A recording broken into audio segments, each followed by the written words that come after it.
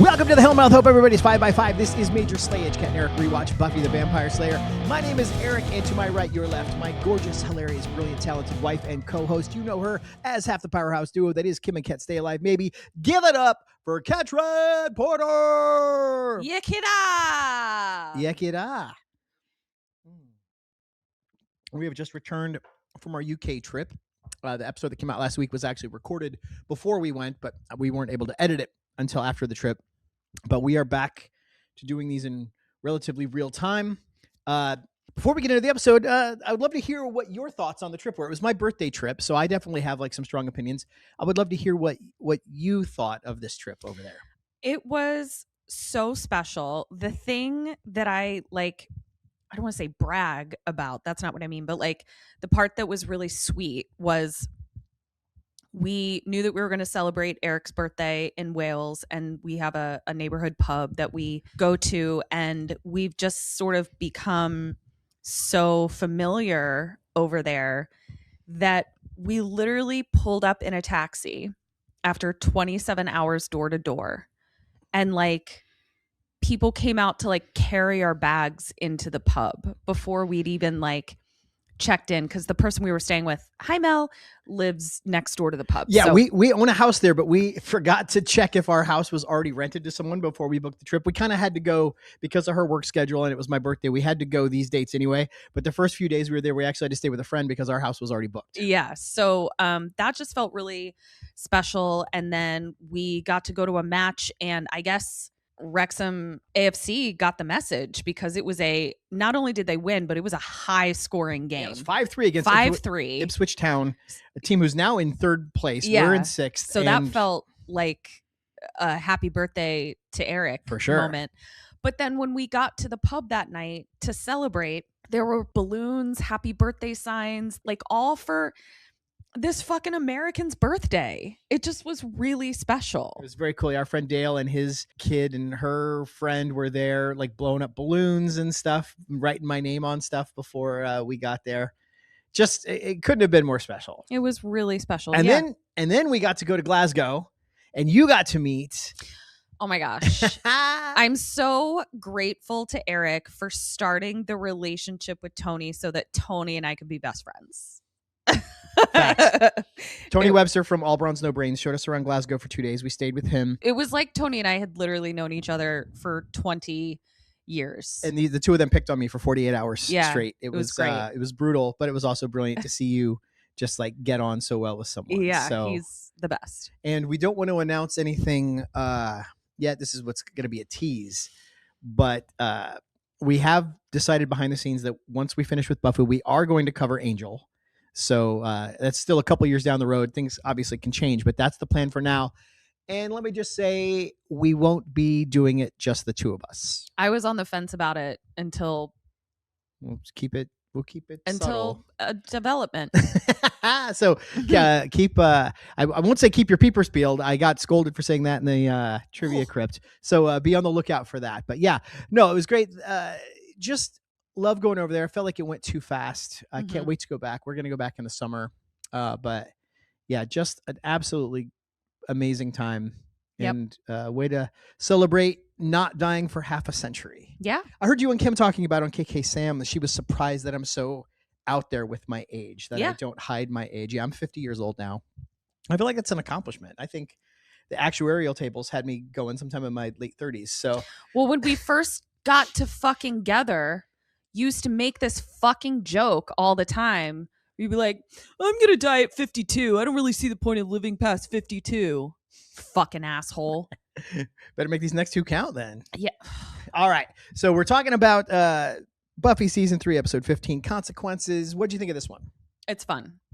It's a good episode. The writing is tight, and I do feel like Faith in particular, Eliza Dushku, is getting comfortable in Faith's skin in a way. Like they're letting her kind of stretch it out, spread her wings, and I'm noticing it. Mm-hmm. I agree. I think this was the best acting we've seen from her. And frankly, I think it was the best acting we've seen from David Boreanaz as well, who I thought was great in this episode.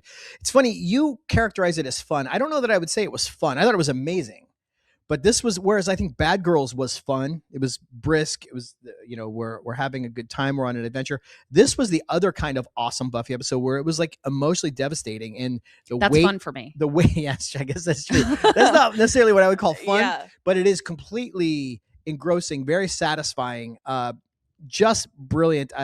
I'm sure we'll find things to nitpick along the way, as we always do. It seems to be our mutant superpower, but a thoroughly enjoyable, really great episode. When I say fun, like I'm obviously talking about, Zeppo fun, but I'm also talking about like I get lit up when I see actors with something to bite into. Right. Like that looks fun to me, to get to bite into stuff like this. Like I would say Interview with the Vampire on AMC is one of my favorite TV shows of all time. I wouldn't call it fun. That's fun as shit. See, she thinks that's fun. I think it's like it's draining and it's cathartic and it's an emotional roller coaster and it's engrossing and I'm sucked in and I crave seeing the next chapter. I don't know that any of that would qualify as fun. Fun as shit. But you like that show. What was that show? Chernobyl. Yeah. You love getting depressed Yeah. and like having your soul just smashed to smithereens. And the show The Pit, I could watch 100 bagullion hours of The Pit. Right. I feel like that show was created out of my brain. It's so good. It's so grit. Join my podcast where I talk about The Pit by myself. Right. I haven't seen it. I have to be in the right mood to watch something that's really like depressing and upsetting and emotionally devastating. We're committed to this. Whether I'm in the mood or not, we're going to do this every week. So let's not delay anymore. Let's press on. Take it away. Okay. So did we already say it's called Consequences? You probably did say that. I did, yeah. So we're talking about Buffy season 3, episode 15, Consequences. So we start with a drowning dream. Buffy is drowning and Alan, who is the human that Faith accidentally killed, is trying to pull her deeper and deeper. She finally breaks the surface only to have Dream Faith push her back down. This show does dreams really well. Mm-hmm. There's a sense of understanding how our subconscious maps things out in our sleep that the show does really well. So Buffy wakes up and we find that Faith is shit at hiding bodies. Like absolute shit at hiding bodies. Like she'd barely gotten the sentence, "There is no body," out before it was found. Rose up to the surface. Crazy. Fisherman found it or something. Yeah. And first of all, she threw it into the ocean or whatever. Harbor, yeah, whatever. Harbor. This bitch didn't weigh it down. Did she just go bloop?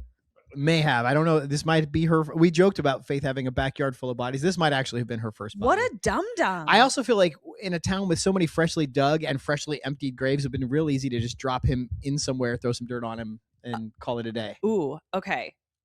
So this is really interesting. I love Threads, by the way. You guys should come over, join me on Threads. It's like my happy place. I love everybody over there. It's so feminist. My algorithm is on point. It's just so great. It's liberal feminist scum. I love it. Someone, okay, tell me if you saw this thread. This is relevant.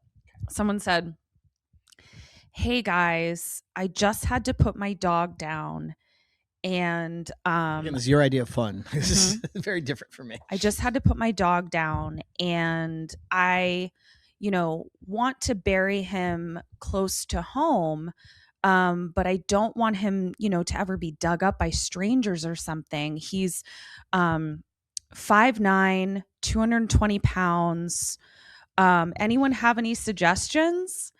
And all of the responses were just like, "Hey, bury your dog 10 feet deep, then 6 feet deep, bury some dead animals on top. And then on top of that, put some endangered indigenous plants because it's illegal to dig those up. Hope this helps." And it was just all these people telling this woman how to make sure that nobody dug up her dog. I've seen that strategy before, the double decker, where if corpse sniffing dogs fire on a spot and they dig 6 feet down and they find. But I like the indigenous plants too. Yeah. That was really, because you can't even, it's illegal to, So why are we talking about that? Oh, Faith is shit at Faith this. could have done. Faith with is her. absolute shit at this. But here's why I'm mostly concerned.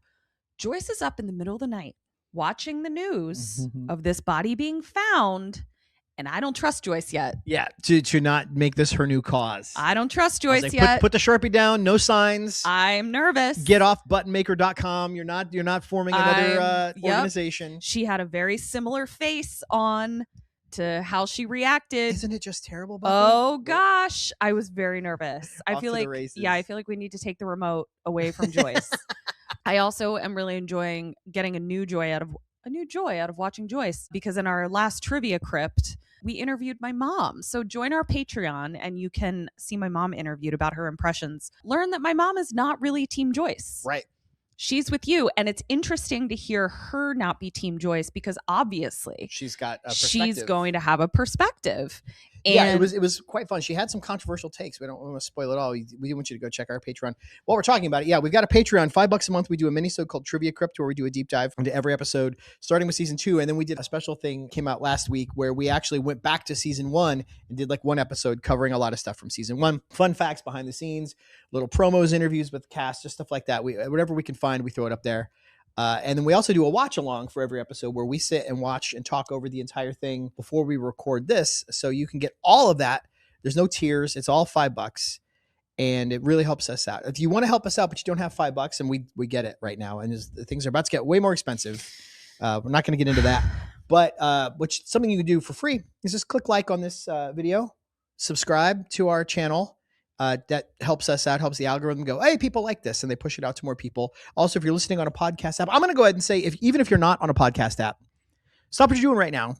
Go on. No, stop what you're doing. Hear me out, and then pause, and then do what I'm about to say right now.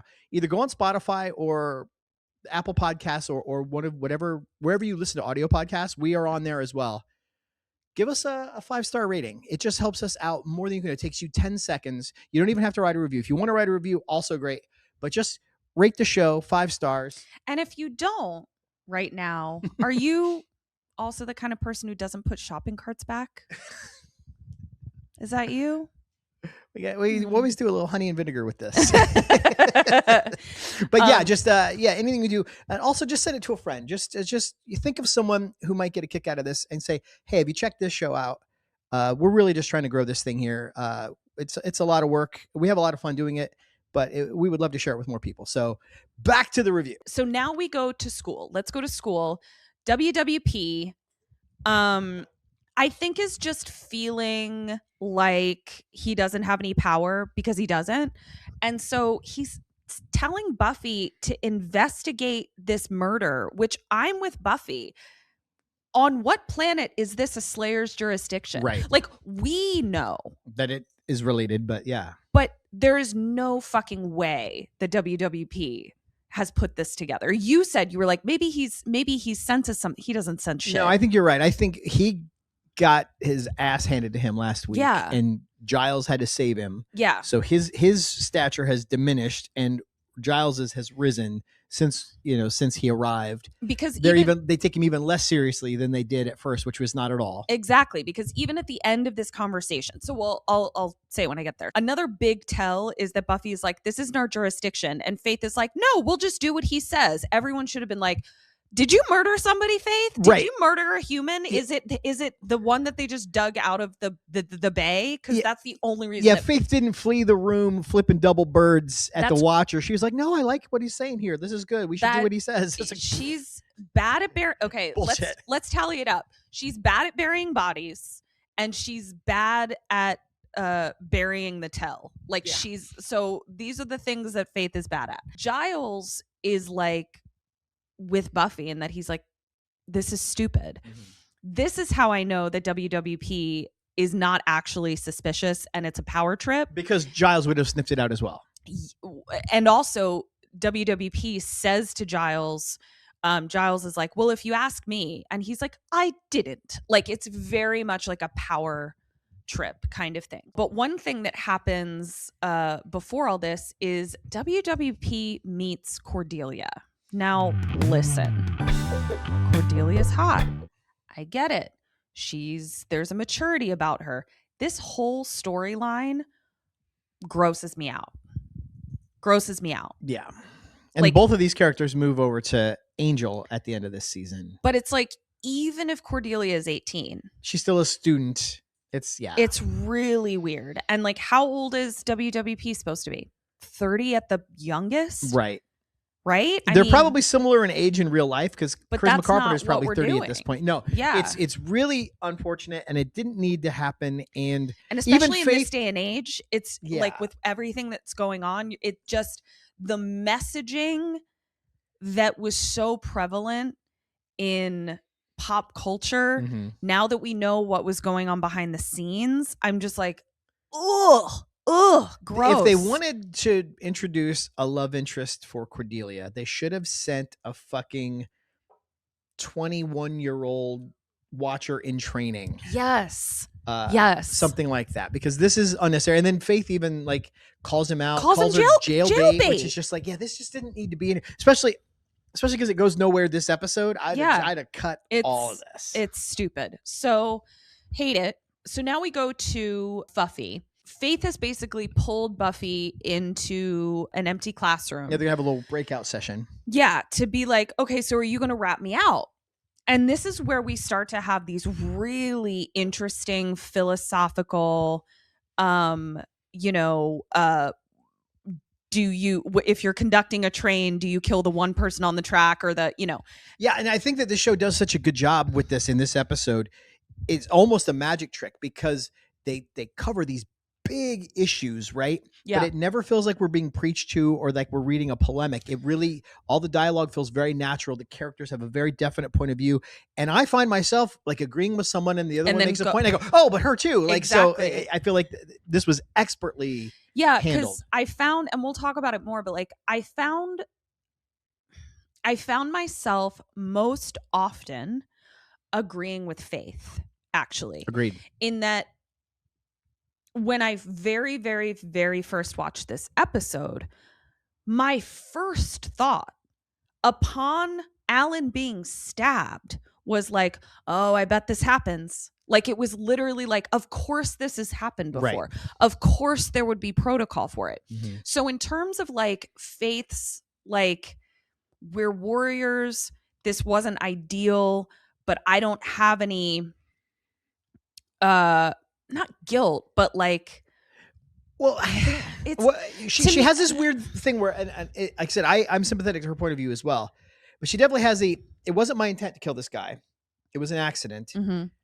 Therefore, I'm absolved of responsibility, which again, I start nodding along with. And then I think about our current situation with police violence, law enforcement overreach, now with, border protection. Yeah.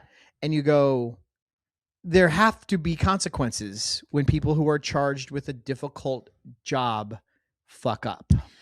Yes. But that's what I didn't go, so sucks to be Alan. I went like, clearly the council has dealt with this before. Right. Like that was my thought, which is how it should be. Is it though? Or is that just the Catholic Church not turning their molester priests over to the authorities because they're going to handle it themselves? No, because I think that no, I don't think it is. Because also in order for modern society to handle it, you would have to reveal that there are slayers and demons and things like that. And so the regular judicial system is not available to them. It's not a matter of like, we don't want this to get out. It's that it can't get out. And what are we supposed to say? Like, what does Faith say? I guess I was trying to kill demons and I didn't realize this was a human. She's like, I guess that's the part. Yeah. If they did hand her over to the regular authorities, she would just blow up the whole thing. And that's the only card she has. Exactly. So yeah, no, that is a little more complicated for sure. Yeah. And they which is great. Like 30 years later, we're still wrestling with this. And like, also, I think it's fantastic. It's the council doesn't really have that option either, because let's say they figure out how to imprison a slayer, which would be more difficult anyway. You can't imprison a slayer the same way you could imprison someone who's not a superhero. And now their slayer is in jail. And what are they going to do to get another slayer?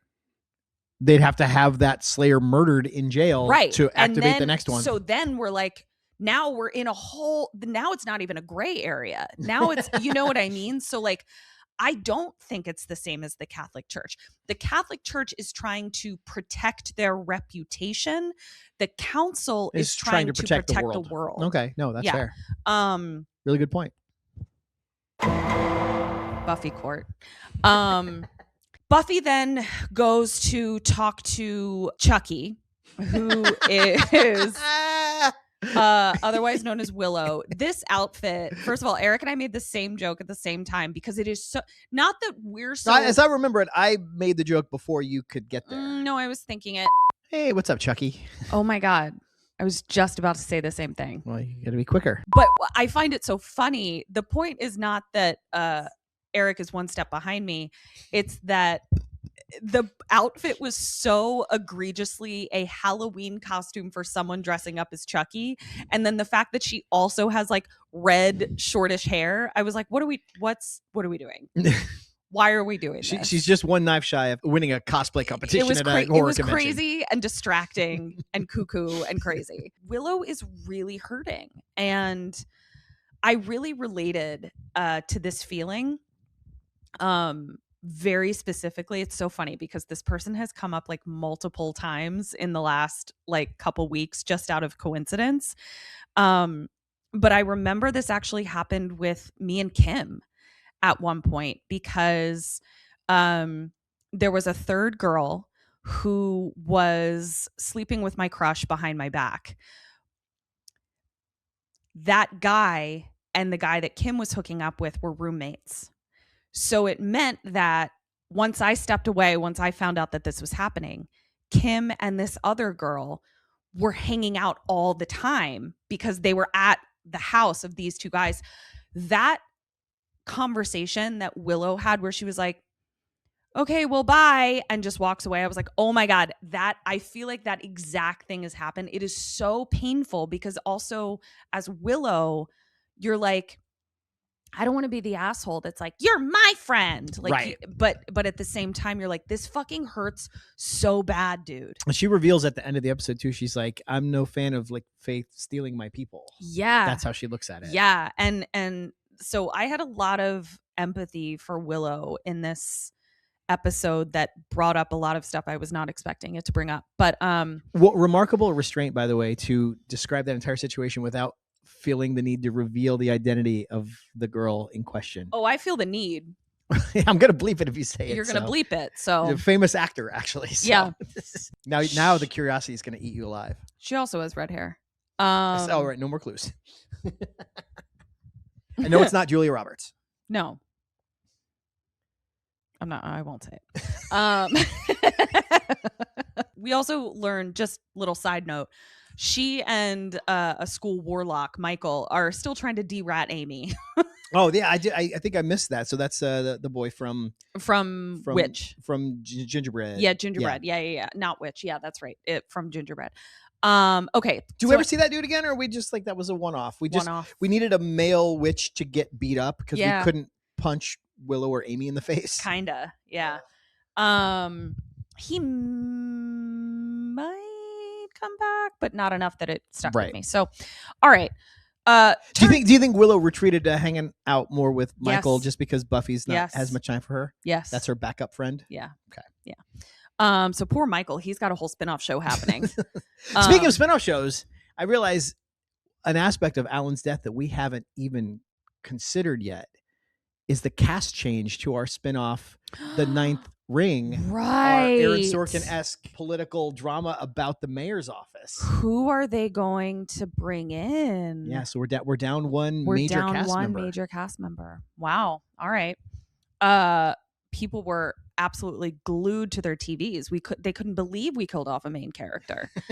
This week, the Sunnydale cops decided to do their job. It was wild. So they're investigating the blood smear on the dumpster. Someone else is on the case, though. Someone else was on the case, and it was Angel back to his old lurking skulking ways, lurking, skulking. And I said, I ways. think he had to really like white knuckle, not running up to that dumpster, just licking all that blood off. Now we know what kind of vampire Arik would be like. Be a dumpster licker. Oh my God. You'd be such a gross dumpster.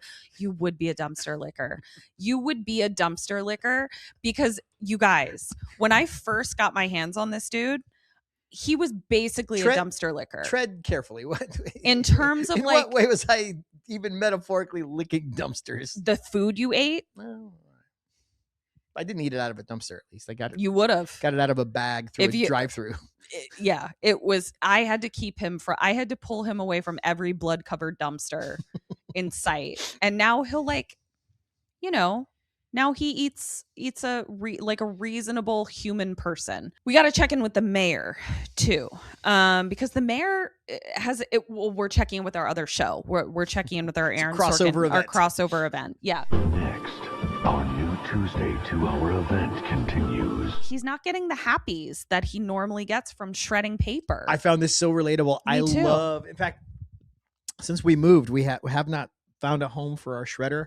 I think it's so tremendously satisfying to just sit with a pile of shit you got to get rid of and just pop it through, and it turns it into that confetti. Agreed. And every time I'm like, wow, this bag fills up so quickly. Also, we should definitely do that because it makes great kindling for our little fire pit. Yeah. Yeah. For the bodies we have to burn. Note to self. Faith didn't even consider burning Alan. No, she didn't. Throw him on a pyre like because she's Vader. bad at this. Yeah. She's bad at this because I think she like takes it for granted. Like I think she's sloppy like a god, in that it's like she's so she finds herself so above everything that it doesn't even occur to her to be careful. Right. And you had mentioned too that like she's definitely a survivor, and we see those tactics in this, that she, based on what situation she's in, she shifts gears. Alliances, allegiances. She's a cockroach who's determined to survive anything. Yeah. But I wouldn't expect a cockroach to be good at hiding bodies either. No. Mr. Trick comes into the mayor's office. The mayor is bummed out about a couple different things. One, he lost his assistant. Two, we learned he's like the deputy mayor. I thought he was just like his personal. I thought he was the secretary. No, he's a fucking deputy. Like deputy mayor. Yeah. And Mayor Wilkins is also like, was this motherfucker like going to rat me? Like, what was going on? So like, that's what they're shredding, all of the paperwork, all of the shit that he was Alan keeping had on him. all of their evil business. Yeah. So the mayor's like also heartbroken. And Mr. Trick comes in to be like, I have something to cheer you up. The autopsy reports that I got a hold of show that this looks like a very Slayery murder. There were splinters in his chest from being stabbed by something that was wood and pointy, which is the weapon of a Slayer. Yes. It's funny. You bring up this idea, was he going to betray me? And Buffy even says later, maybe Alan was in the alley to find us. I feel like they could have set that up a little bit to let us wonder, like if they had us, because Alan seemed like nothing but a dedicated soldier. And then they kind of introduced this idea that he was there to warn them or to betray the mayor. I feel like he looked like a scared soldier to me. Oh, scared, but loyal. He was still doing the thing. We didn't get any indication prior to this episode that Alan was up to double dealing at all. I feel like we could have dropped a couple hints that made us wonder where he stood on things. And that could have just made it all the more intriguing. And then would have, because Buffy, I think is grappling with so many angles on this. I think she's grasping, but she and the mayor both wonder if he was going to flip. And I think it would have been cool if we could have seeded that in prior episodes. That's fair. Fuffy is there investigating. They go into Alan's office. Faith says, we did the world a favor. He was as interesting as watching paint dry. Just because you love Kathy, the comic book Kathy, doesn't mean you deserve to die. I was just thinking of all the boring people I'd kill if I was allowed to. And files are picked clean. There's nothing left. Yeah. Faith says, that doesn't prove anything. And Buffy says, or someone didn't want us to prove anything, which I thought was really an interesting take on it.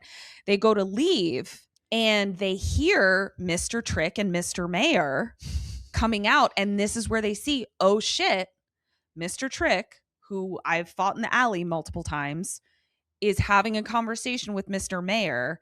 There's no way to not know who Mr. Trick, like now we see that there's an allegiance between these two. So Mr. Mayor is Mr. Evil Mayor, and we know that now. Buffy is still not able to deal with like Faith's sort of lackadaisical callousness Mhm. about what has happened. And she really wants to call her out and be like, 24 hours ago, you killed a man. And now you're all zippity doo dah. Not the best line in the show. But I'll I admit. think it works because in that movie, which is banned now, you can never watch it. You're not allowed Yeah. to watch it. Yeah. But they're talking about what a wonderful feeling. Right. So she's literally having a wonderful day.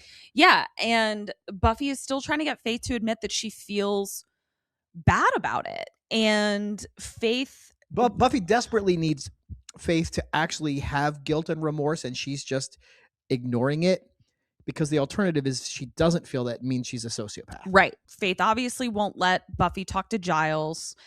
And Faith already has an escape plan. She's like, if shit gets bad, I'm going to hop on a freight bus, freight ship, freight whatever, freight scooter. Midnight boat to Georgia. And this is again where Eric and I were going back and forth, ping-ponging between the perspectives, because I agree with Faith. It happens. There's no fucking way that this is the first time that this happened. But Buffy is like, yes, so let's tell Giles. Let's find out what's the protocol. What do we do?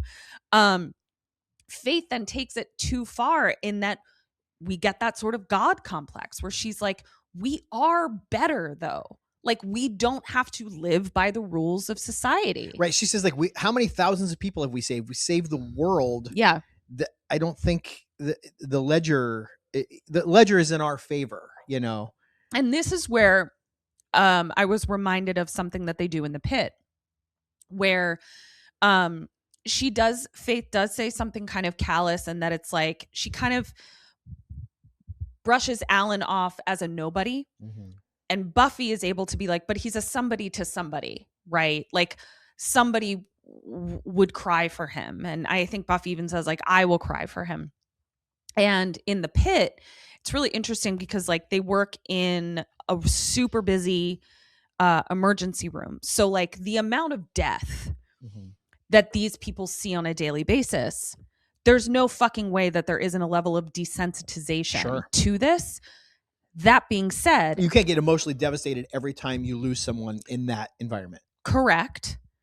Period. Paragraph. After every death, they find even 5 minutes where everyone that encountered that patient stands around and has a moment of silence for that patient, for their own mental health. And I think that that's really incredible. That like I feel like it really toes the line of like death comes for us all. Death is actually probably one of the most mundane events on planet Earth, but it is devastating as well. And we have to be able to handle all of the death that comes our way, but we also have to acknowledge that individual people are dying. Faith nor Buffy have done the work around death that you suspect Xander has. Correct. When he confronts Jack O'Toole in the Zeppo. Yes. And it's such the show, like you can just see why this show is still being talked about 30 years later, because it does create so many interesting conversations and make you confront things about yourself and the world. And it's incredible. That is absolutely the thing that I said about this last week. I was like, Buffy has this impeccable moral code, although Faith does try to poke some holes in it and I think scores a few points, but Buffy's handling of things makes me look at my own darkness and judge it, and that's what separates her from the rest of us. Interesting. I think I see a lot of myself in Buffy, and that's not just main character syndrome, because I won't give any spoilers for Mom, but there is also a very poignant scene that happens in season 5 where I also see where I am not Buffy, where I am Giles. I know what you're talking about. Yeah, and I just think it's so interesting. And again, this sounds like I have main character syndrome, but in our in our trivia crypt, my sweet mom was also asked what she would do if I had come out as a Slayer when I was Buffy's age. And one of the things that I found so interesting was how nonchalant Mom was about the answer, in that she was just kind of like, ideal. And I find it so interesting because mom is also the person in my life that is most equipped to handle death. And it's interesting because I don't actually think that her being like the mother to a Slayer would have really moved her needle much. Yeah. And I just find that really interesting. So Buffy's coming home and the cops are there. And I'm very nervous again because Joyce is really giving snitch energy. Like it just didn't she look snitchy? Somebody has to do something. I'm going to City Hall. And I'm going to call everybody I know. Yeah, and that's one thing mom is not. Peg is no snitch. That is facts. But nothing happens. They did shoot this in a really cool way that we're questioning Faith and Buffy at the same time. Faith gets called the bad liar in this episode, but Buffy has one of the worst lies I've ever heard in the history of humanity. Infomercial? What did you guys watch? An infomercial? You sat down and watched an infomercial.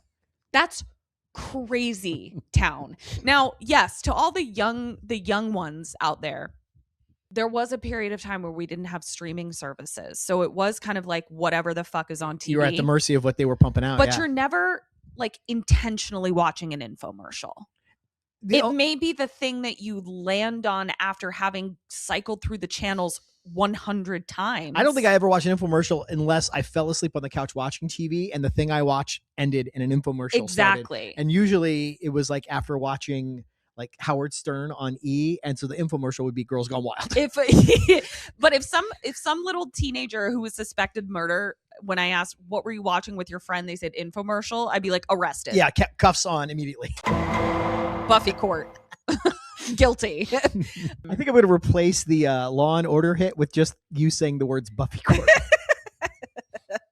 Buffy court. Angel is lurking more. He's just lurking about, making sure he knows. Like his coat. We liked his coat when it's open. But it was also too long. No, it was only too long because it was closed. I think it should end mid. This was like floor length. It was only too long. I'm telling you, it was only too long because it was clothed and he looked like a candle.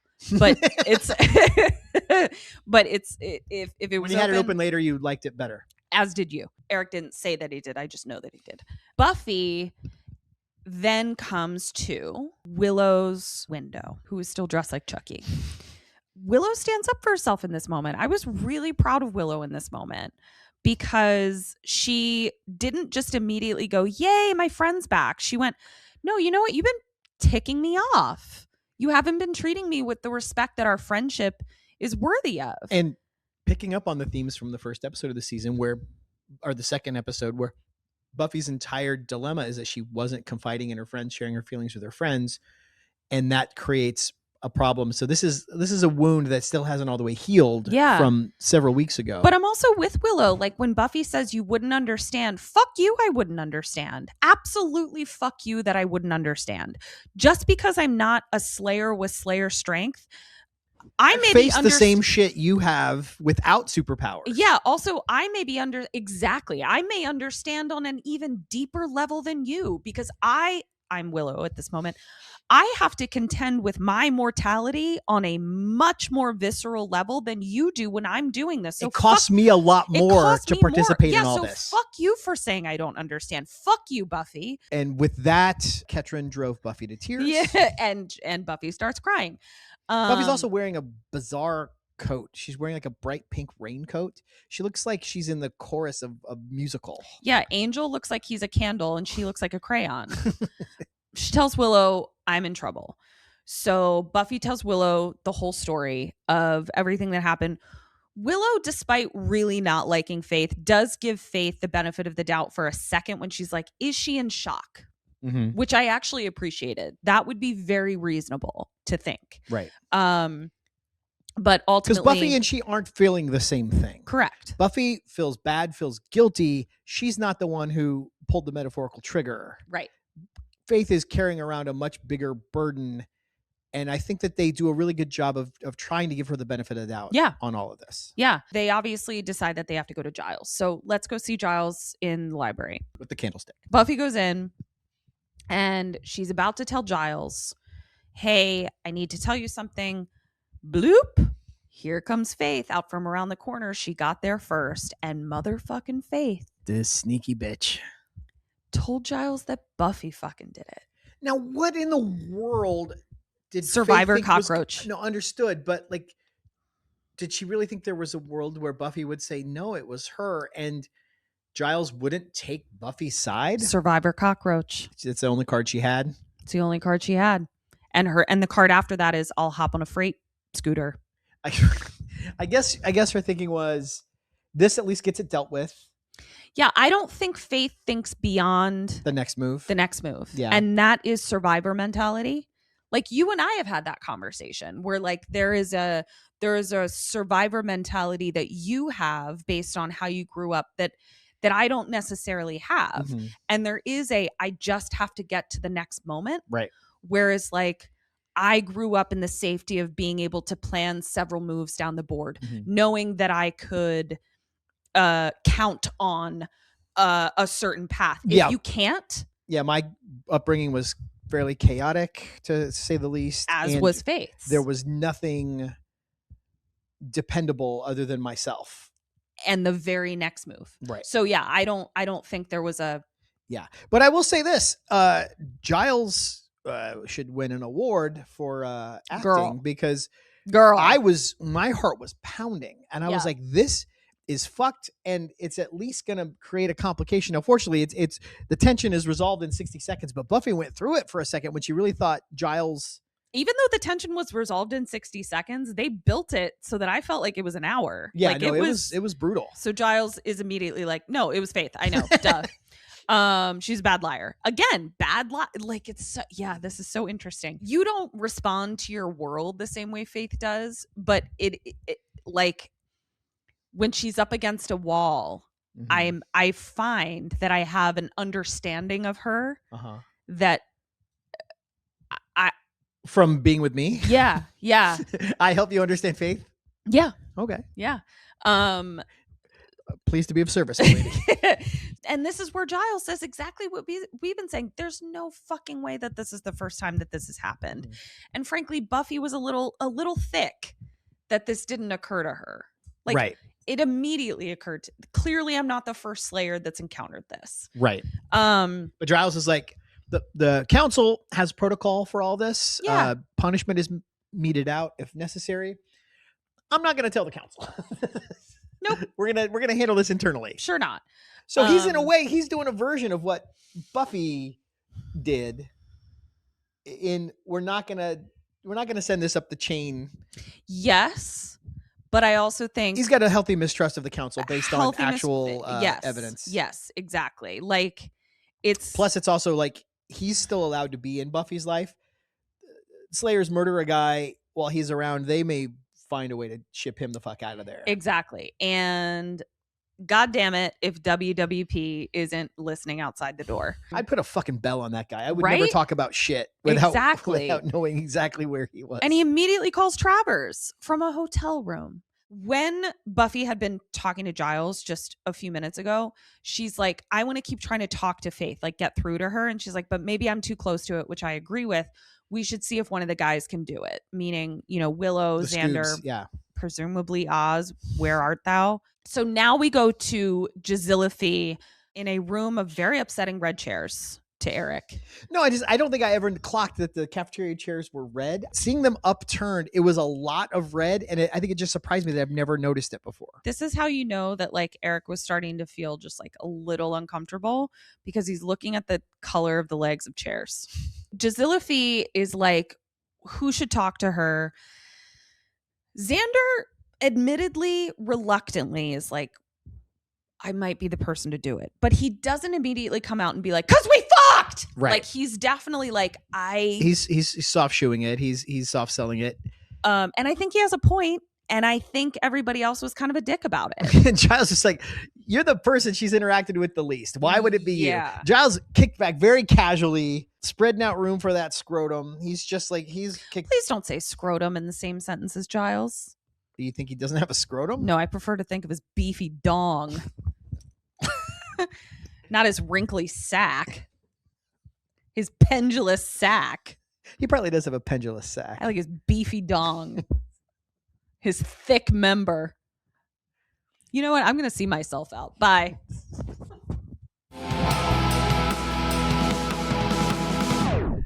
So yeah, the red Exploded chairs. into a bag of dongs. Now I got to animate that. Awesome.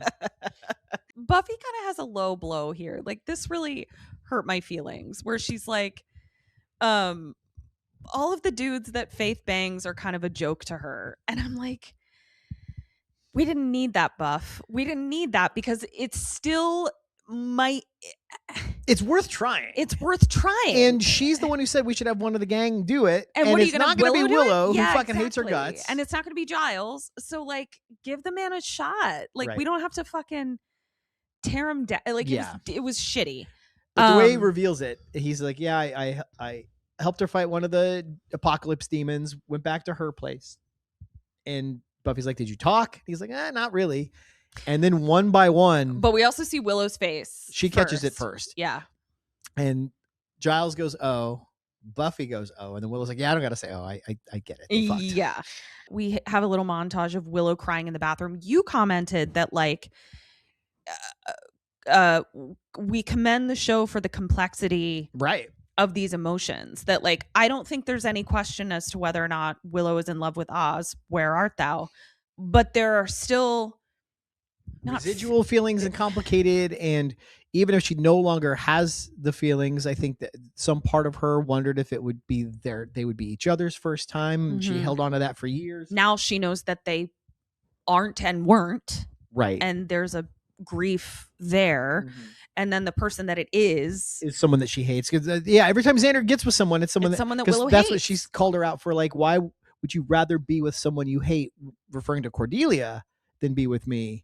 So I think this is just putting a thumb in that same bruise. Yeah. I agree with Xander in this. They all told him not to go to Faith, but he goes to Faith's. Like, I think I'm Team Xander in this try something. situation. But I mean, it doesn't go well. Like, it goes terribly. She's just really, like, dolled up, great outfit, leather pants, sheer top. Her hair's up, which I don't think we've seen from Faith. She looked incredible. Yeah. Again, the survivor kicks in. Yeah. And he starts to get a little too close to some real stuff, so she turns on the seduction. Yeah, and so she's going to distract him with sex. Yeah. Throws him on the bed, and I think one thing that it's, like, super important to call out, because I know that there is this really yucky societal dichotomy where, for example, if a young female student is seduced or taken advantage of or sexually assaulted by a male teacher, it's very obviously assault. Whereas if the roles are reversed, the gender roles are reversed, there tends to be jokes. You can find them anywhere of, like, what a lucky kid, right? For the boy getting to fuck a hot older teacher, hot for teacher, right? It's a super fucked up double standard. And in this particular instance, I feel like the show does a good job of making this look like assault. Yeah. This is sexual assault. Xander was sexually assaulted. Yeah, she throws him down, grinds on him in a really aggressive dirty way. And biting his lip, running her hands all over him. And then strangles him. And I was like, oh, this is like, I don't see how we get out of this, because I don't think Faith has the, oh, what am I doing moment where she's going to stop. She says, I could make you die, and then strangles him. And it's not until Angel comes in. Doing his best Sammy Sosa. Yeah. But I think it's super important to make sure that we, like, call it out for what it was. Yeah. It was not consensual. Yeah. Because he even says when he gets there, she's like, oh, you want another taste? And he's like, no, don't get me wrong. It was good, but, like, not under these circumstances. Like, down the road, maybe that there could be a thing, but this is absolutely like, not he said happening tonight. Yeah. So we cut to her chained up in Angel's lair. He hit her so hard with the baseball bat that it knocked her updo down into a completely styled down hairstyle. Fucking crazy. Eric's a boy. He doesn't know what he's talking about. You think you just take that clip out and your hair falls naturally like you've just styled it? Yeah, you give it a little shake. Yeah? Yeah. So the baseball bat gave her a little shake? Yeah. Angel is trying to, interrogate her. He's doing that good cop thing where he is trying to, like, relate to her, though. Yeah, like, and you brought up a good point about, like, you didn't think it was Angelus doing that. Like, you feel like Angel has more access to his darkness as Angel than maybe I was realizing. Yeah, no, that's definitely how I took this. I feel like and this is, I think, a thing that's going to carry through to his own show, is that he is straddling that line between light and dark, because having his soul back means he's got grief, remorse, guilt for the things he's done. And I think that tends to overshadow the fact that he still remembers what it was like to want to do those things, the thrill he got from doing those things, which then it creates more self-loathing. But I think he realizes that in order to connect with her, he has to reach into that darkness and at least, touch it a little bit. You know, he can't just stuff it down and be square jaw good guy. Right. And I think that his recent experience in the hell dimension, and then becoming re-ensouled, and then having the first try and trigger him into being bad again, I think it's all pretty close to the surface. And I think he's realizing that maybe the best way to fight the good fight is to embrace all of himself. Yeah. I relate to that a lot, actually, just in as someone who was diagnosed with depression at a very young age, which I'm very lucky that I had parents who clocked it as early as they did. Part of my journey has been realizing that trying to ignore the darkness or bury my darkness has the opposite effect. And you really have to confront it and walk hand in hand with it. Right. And so that was really interesting that you picked up on that and I didn't. So and again, I think this scene's fantastic. This scene specifically is what made me say this is the best acting from either one of these two we've seen for the entire show. Yeah. So we see that Buffy's actually been waiting out in the courtyard while Angel is doing this. And Angel kind of has to get real with Buffy as well, where he's like, listen, whether you like it or not, killing a person has an effect on people. And this doesn't just go away. She has a taste for it, whatever that may mean. I think that's a little bit of a leap, that someone who accidentally kills someone, commits involuntary manslaughter, is now, it's not, like I said, it's not like getting a tattoo where once you get one, you can't wait to get your next one. I don't know that it's necessarily going to lead to her wanting to kill other people. Let's look at it a different way, though. Let's not look at it as wanting to get another tattoo. Let's look at it as the barrier to doing it again is weakened a little bit. Exactly. Now we go to the mayor and Mr. Trick, and we realize that they have surveillance videos of Faith and Buffy there. So they're like, we got to do something about these fucking Slayers. Mr. Trick, you better come up with a plan. So back to more than putting them in jail. Right. Yeah, because they have the same understanding of Slayers that we do. A Slayer will be jailed only if they agree to it. Exactly. So we go back to Angel interrogating Faith a little bit more, and she has my least favorite line in this episode. It's more just of, Angel trying to relate to Faith in that I too have had zero hope or faith in humanity.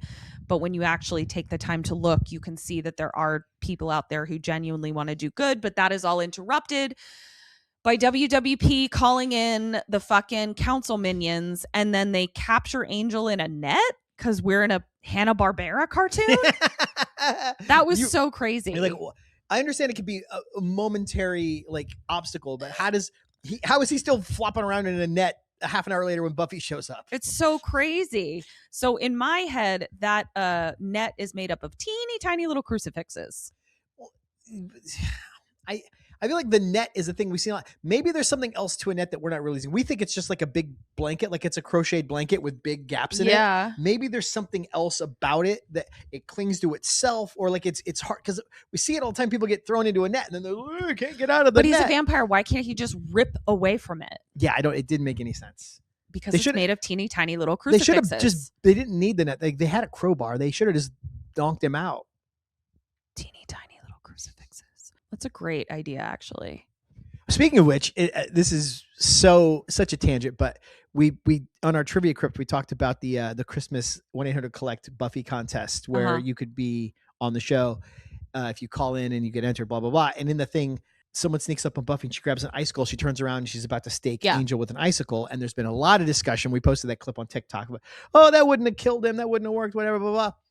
A lot of people said, what if it was frozen holy water?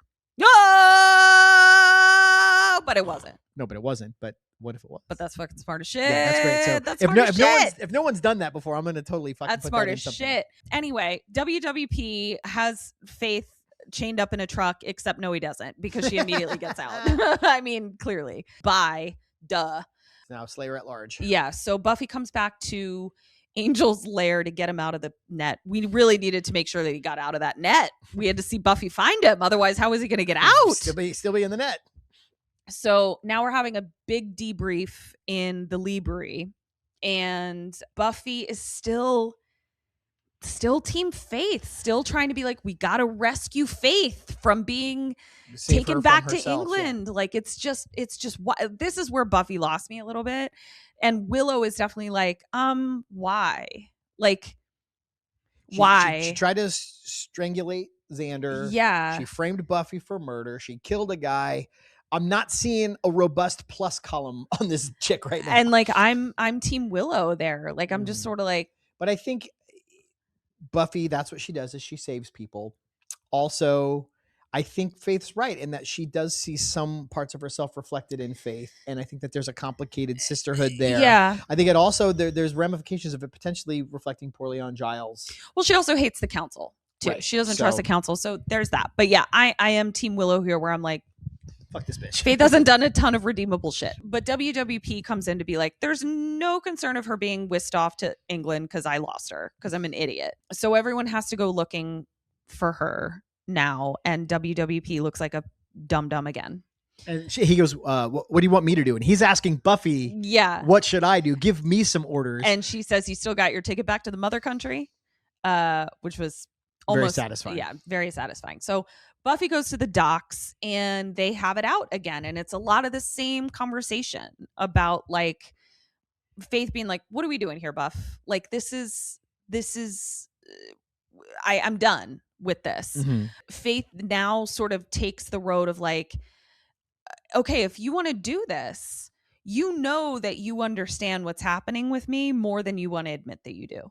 She calls her out on being turned on by the fact that Angel is forbidden, dangerous, a vampire. And we see Buffy. She clocks it and she doesn't like it. So she tries to run away from it. But then as they're arguing, Buffy sees that somebody has lifted a wooden crate and it's about to fall on them. Buffy pushes Faith out of the way. It lands on her. So it's Mr. Trick and his gang. And right now, Faith is just fighting them on her own while Buffy tries to get out from underneath. Job of it. Yeah, out There's from one guy underneath in this drink. crate. Finally, she gets out from underneath, but clearly this like knocked her about because she's definitely not at full strength. And Mr. Trick takes this opportunity to wrap her up in what we thought was a second necktie. but it wasn't. It's the straps that you secure the shipping cargo containers with. Yeah. And Mr. Trick gets Buffy on the ropes. He's flinging her around by her neck. Like, it was wild. Yeah. It was very violent looking. He's about to bite her.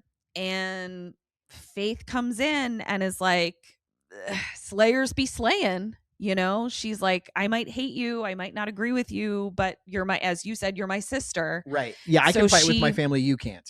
Yeah, so she dusts Mr. Trick, saves Buffy's life. And we cut back to the library where Giles is making Buffy some tea. And they both are kind of like, okay. Buffy says she could have let me die. Giles says she could have skipped town. So we know that she didn't hop on that freight scooter. And we're like, okay, maybe Buffy was right. Maybe we are getting through to Faith. Knock, knock, knock on the mayor's door. We're in a really cool, like, for as much as we didn't like Angel's coat, this coat's awesome. Yeah. It was giving Mal from Firefly a little bit. Mayor Wilkins opens the door and Faith says, seems like you might have a job opening. So yeah, so you figured with the loss of Alan and Mr. Trick, our cast for our spinoff show is wildly different, but we did pick up a new cast member. We did pick up a new cast member. So there's that. And it's a big one. I mean, this is huge. Yeah. It's going to take up name in the credits. Yeah, it's going to take up a lot of our budget, but you know, I think it'll be worth it. Yeah, it's a lot of star power. So, and that's it.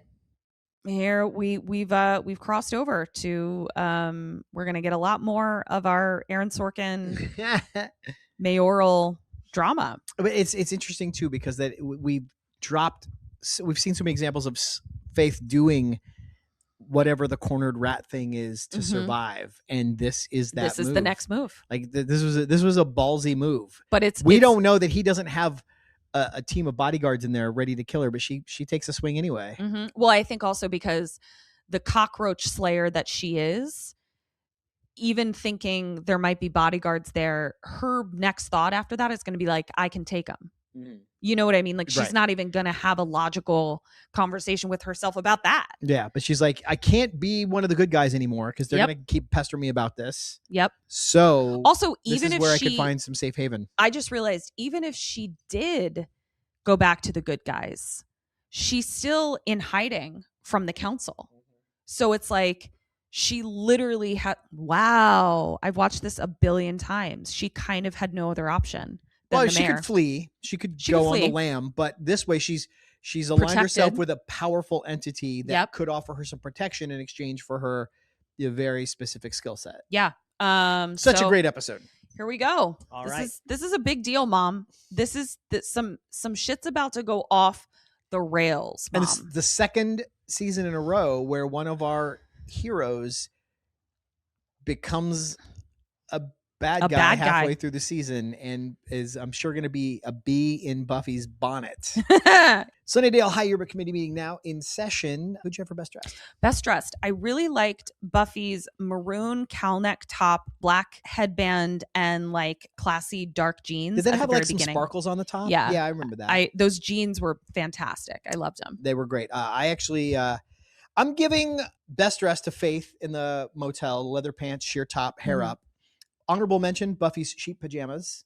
Oh, you did love those sheep pajamas. And honorable mention, Mayor's long brown coat. Love it. Who'd you have for worst dressed? Let's say it on 3. 1, 2, 3. Chucky. Dishonorable mention, Buffy's leopard jacket at the end of the episode. That was a Gumar outfit. Who'd you have for best line? Best line was, again, Allison Hannigan's ability to deliver certain lines that somebody else would not be able to. I don't need to say, oh, I got it before. They slept together. That was one of mine. I had a tie. My other one was the mayor talking about the shredder. It's supposed to cheer me up. Usually using the shredder gives me a lift. It's fun. And what'd you have for worst line? You can't imagine the price for true evil. I hope evil takes MasterCard. Yeah, it was weird. And it's also just like, you know, that was a writer in the writer's room, dorky white guy in who his 40s. thought that was such a cool line, and people maybe even said, I don't know, maybe we should cut that. And he goes, no, we shouldn't cut it. That's how that actually, I think down. Marty Noxon wrote this, so this is a woman wrote that line. I also gave it to Faith when she's trying to come on to Xander. Lights on or off? Kinks or vanilla?